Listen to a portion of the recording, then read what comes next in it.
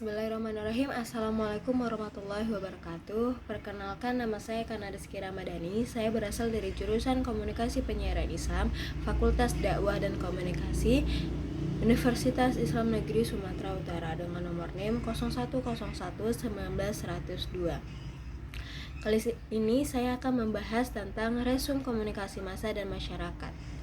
Untuk pembahasan yang pertama, yaitu tentang pengertian komunikasi dan komunikasi massa. A. Pengertian komunikasi. Pengertian komunikasi menurut Barelsen-Stein tahun 1964 yaitu tindakan.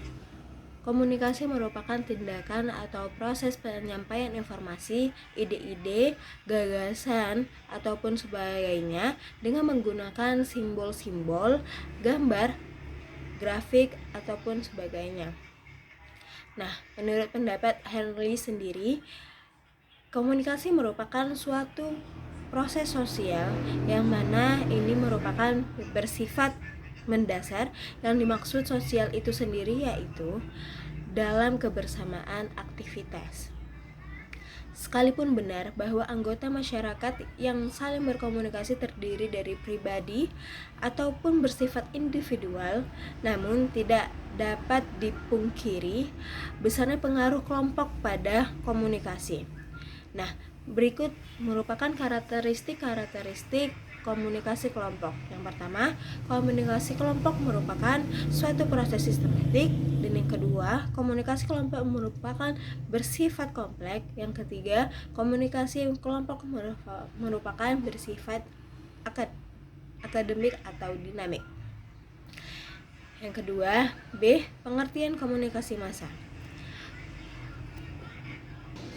Komunikasi massa merupakan bukan hanya tentang komponen-komponen tekniknya yang membedakan peralatan tertentu sebagai media massa, melainkan komunikasi massa ini merupakan suatu jenis khusus komunikasi yang melibatkan kondisi operatif yang distintif, terutama diantaranya adalah keadaan yang halayak dengan keadaan pengalaman komunikasi yang dirasakan oleh mereka yang ikut serta dalam kegiatan komunikasi ini, baik itu keadaan komunikator dan keadaan si komunikan. Tiga hal yang mencirikan khas dari komunikasi massa yaitu tentang A. Keadaan ini termasuk sifat dan halayak. Yang kedua, pengalaman komunikasi, dan yang ketiga, keadaan komunikator. C. Hubungan komunikasi massa dan masyarakat. Nah, kelangsungan hidup masyarakat sehari-hari jelas dipengaruhi oleh aktivitas komunikasi.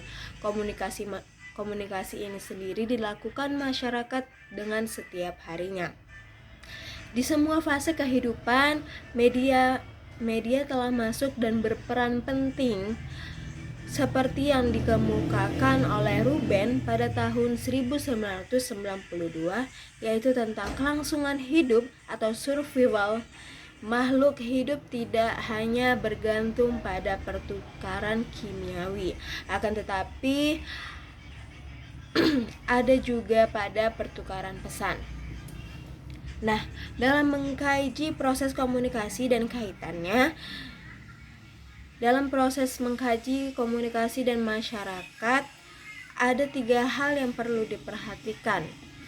Yang pertama, perlu diketahui masyarakat merupakan seperangkat pengertian, yaitu suatu framework. Dan yang kedua, masyarakat merupakan suatu hal yang berkesinambungan, yaitu continuity. Dan yang ketiga, masyarakat senantiasa berubah dan perubahan tersebut tercermin pada isi dan kepribadiannya sendiri. Nah, selanjutnya kita akan bahas yang kedua, yaitu tentang proses dan model komunikasi massa. A. Proses komunikasi massa.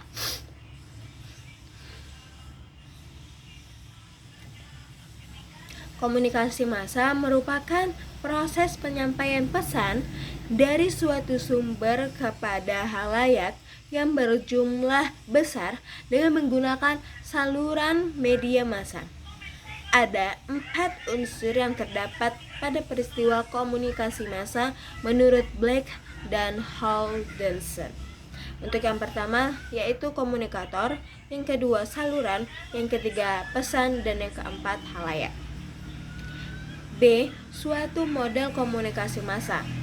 Proses komunikasi massa dari 3 cara.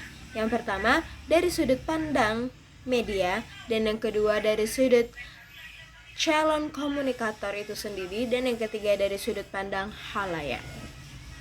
Model komunikasi massa yang dipakai adalah model konseptual, yang dimana model ini menunjukkan sejumlah sifat khas atau distinktif dari urutan sekuens peristiwa dalam komunikasi massa, dan ini sangat berhubungan antara elemen-elemen dalam proses tersebut.